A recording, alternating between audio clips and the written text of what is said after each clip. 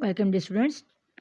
अब हमने जो पिछला लेक्चर था वो एयर पैसेंजर का स्टार्ट किया था, तो हमने बीच में उसको आधा किया था, आधा रह गया था। तो अब वहीं से कंटिन्यू करते हैं student. The larynx open into the trachea. Larynx खुलता है ट्रिका में। ट्रिका को हम विंड पाइप भी कह सकते हैं। It is a tubular structure, और ये एक ट्यूब नुमा साख्त होती है। इट लाइज, और ये मौजूद होती है वेंट्रल, सामने के हिस्से में, टू द ऑसोफिगस, ऑसोफिगस खुराक की नाली के। एंड एक्सटेंड्स, और ये फैली हुई होती है, टू द चेस्ट कैविटी, सीने तक। और थॉरक्स, मतलब इसको चेस्ट कैविटी भी कह सकते हैं और थॉरक्स भी कह सकते हैं सीने को। ये सीने के दो मुख्तलिफ नाम हैं। यहाँ पर लैरेंस को वॉइस बॉक्स कहा जाता है, ट्रिका को विंड पाइप कहते हैं, और आपके पास जो ये ऑसोफिगस, तो ये फिर ट्रिका आगे जाके एक्सपेंड हो जाता है, तो उसको हम चेस्ट कैविटी, सीना और थॉरक्स भी कहते हैं सीने को। द इनर सरफेस, अंदरूनी सतह ऑफ द ट्रिका, ट्रिका की इज सिलिएटेड। ये सिलिएटेड मतलब ये भी आपके पास बाल होते हैं, लेकिन ये माइक्रोस्कोपिक हेयर्स होते हैं, जो कि आपको आम आंख से नज़र नहीं आते। तो वो छोटे छोटे बाल जो कि आपको आम आंख से नज़र नहीं आते, मुख्तलिफ ऑर्गन्स में होते हैं, उसको हम सीलिया या सिलिएटेड कहते हैं। एंड सीक्रेट्स म्यूकस, और यहाँ भी ये क्या करता है, ये खारिज करता है म्यूकस को, बलगम को। दिस हेल्प टू फिल्टर, अब यहाँ पर इसका काम क्या है। दिस हेल्प टू फिल्टर, ये इसका काम, इसका ये सॉरी, दिस हेल्प ये मदद करता है टू फिल्टर, छानने में, मॉइस्चर नम करने में, एंड वार्म और गर्म करने में, द इनकमिंग एयर, आने वाली हवा को। मतलब फिल्टर जो उसमें माइक्रो ऑर्गेनिज्म बच गए थे, या अगर आपने मुंह से सांस लिया और माइक्रो ऑर्गेनिज्म अंदर चले गए, तो यहाँ पर आके वो मजीद उसको और मजीद फिल्टर करते हैं, ताकि आपको बिल्कुल पाक और साफ हवा मिले। द ट्रिका है 16 to 20 C shape cartilaginous ring. आपके पास जो ट्रिका है उसमें 16 से 20 सी शेप के कार्टिलेजियस रिंग होते हैं। कार्टिलेजियस मतलब जो कुरकुरी नरम हड्डी होती है, उसको हम कार्टिलेजियस कहते हैं, जो कि आपके पास यहाँ पर नाक में भी मौजूद होती है। तो इसके तरह की रिंग होती है, लेकिन अगर आप स्टूडेंट्स कभी आपने देखा हो, तो ये पाइप बिल्कुल बंद नहीं होते, बल्कि ये पीछे से एक नाली नाली से एक दीवार से मिले हुए होते हैं, एक पाइप से मिले हुए होते हैं, तो सी शेप के होते हैं ये। विच प्रिवेंट इट, जो कि इसको रोकता है, फ्रॉम कोलैप्सिंग, टूटने से, and keep the passage way of air open, और ये रखता है हवाई रास्ते को खुला।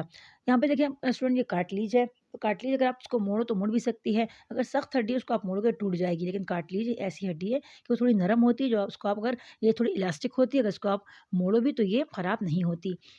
इनसाइड द थोरैक्स, थोरैक्स के अंदर मतलब सीने के अंदर, the trachea divides into two branches. अब यहाँ पर ट्रिका के दो ब्रांचेस में डिवाइड हो गया, कॉल्ड ब्रोंकाई, जिसको हम ब्रोंकाई कहते हैं। ईच ब्रोंकस इंटर, अब हर ब्रोंकस जो है वो इंटर होता है ऑन द लंग्स, फेफड़ों में, ऑन इट्स ओन साइड, अपनी साइड पर। आपको यहाँ नीचे तस्वीर में नजर भी आ रहा है कि अगर आप देखो तो ये ट्रिका आगे जाकर पर जब ब्रोंकस बने, तो ब्रोंकस क्या हुआ है, वो लेफ्ट वाला लेफ्ट साइड लंग में चला गया, और राइट वाला राइट लंग में चला गया।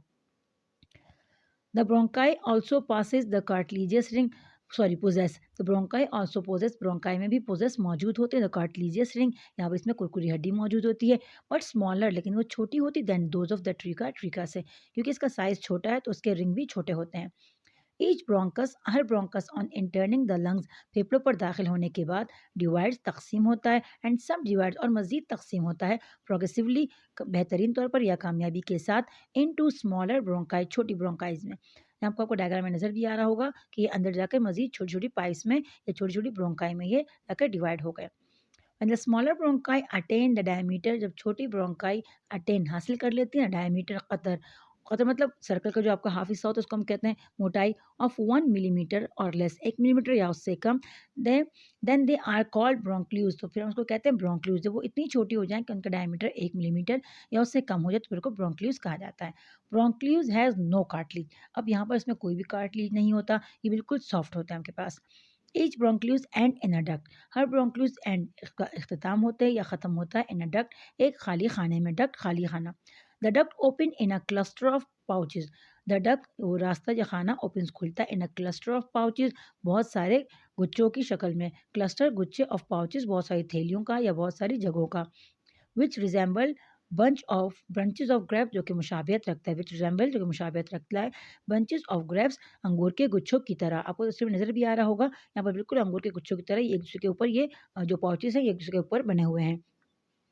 Each pouch is microscopic structure, अब हर पाउच है ये इसमें माइक्रोस्कोपिक स्ट्रक्चर, मतलब इसको आप आम आंख से नहीं देख सकते। एंड इज कॉल्ड एल्वेलस, और उसको हम एल्वेलस कहते हैं, प्लूरल एल्वेलाई, और प्लूरल इसका एल्वेलाई है।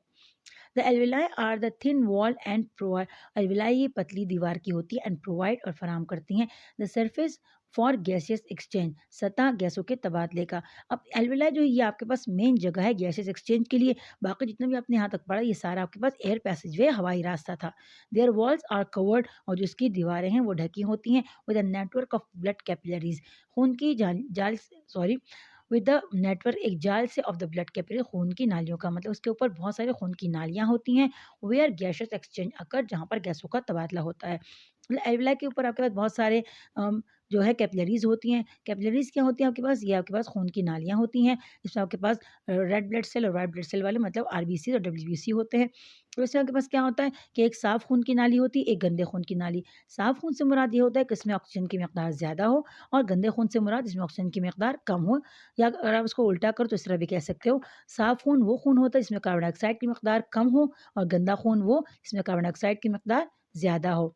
तब इस तरह ये क्या करते हैं यहाँ पर कि एल्विलाई से ये ऑक्सीजन ले लेते हैं और कार्बन डाइऑक्साइड उसको वहाँ पर दे देते हैं। तो ऑक्सीजन को फिर ये अंदर जिस्म के अंदर ले जाते हैं, और कार्बन डाइऑक्साइड को ये इसी रास्ते के ज़रिए वापस करते-करते एल्विलाई से ब्रोंक्यूल्स, ब्रोंक्यूल्स से ब्रोंकाई, ब्रोंकाई से ट्रिका, फिर ट्रिका से फेरिंक्स, लैरिंक्स, फेरिंक्स, फिर उसके बाद नेज़ल कैविटी, नॉस्ट्रिल, और फिर ये बाहर आ जाते हैं। तो होप स्टूडेंट आपको यहाँ तक समझ में आ गया होगा, और अगर आपको कोई बात समझ में ना आई हो तो आप कमेंट करके पूछ सकते हैं। अपना बहुत सारा ख्याल रखिएगा। टेक केयर, अल्लाह हाफ़िज़।